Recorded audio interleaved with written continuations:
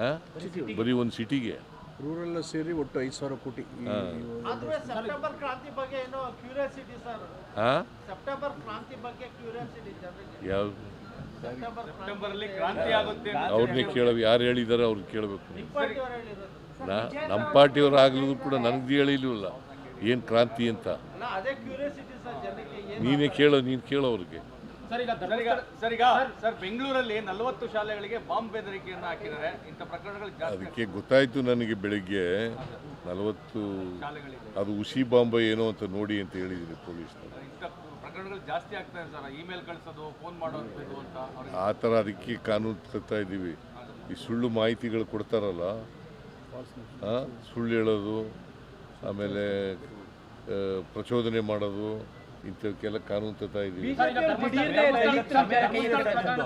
ಧರ್ಮಸ್ಥಳದ ಪ್ರಕರಣದಲ್ಲಿ ದೂರುದಾರನ ಬಂಧಿಸಬೇಕಾಯಿತು, ಮತ್ತೆ ಅವನು ಹೇಳಿದ ತಕ್ಷಣ ಕ್ರಮ ಜರುಗಿಸಬೇಕಾದ್ರೆ ಅದು ಯಾವ ಪೊಲೀಸ್ನವ್ರು ಮಾಡ್ತಾ ಇಲ್ಲ ಅಂತೇಳಿ ಗೋಪಾಲ್ ಗೌಡ್ರು ಹೇಳಿದ್ದಾರೆ. ಏನಂತ ದೂರುದಾರನ ಕಂಪ್ಲೇಂಟ್ ಆಧಾರದ ಮೇಲೆ ಇಷ್ಟೊತ್ತಿಗೆ ಯಾರನ್ನಾದ್ರೂ ಅರೆಸ್ಟ್ ಮಾಡಬೇಕಾಗಿತ್ತು, ಏನು ಆಕ್ಷನ್ ತಗೊಂಡಿಲ್ಲ. ಕಾನೂನು ರೀತಿ ಮಾಡಬೇಕಲ್ರಿ, ಕಾನೂನು ಬಿಟ್ಟು ಮಾಡೋಕ್ಕಾಗತ್ತಾ?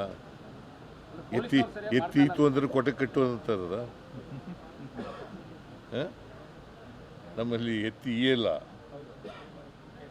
ಕರು ಹಾಕಲ್ಲ. ಅದು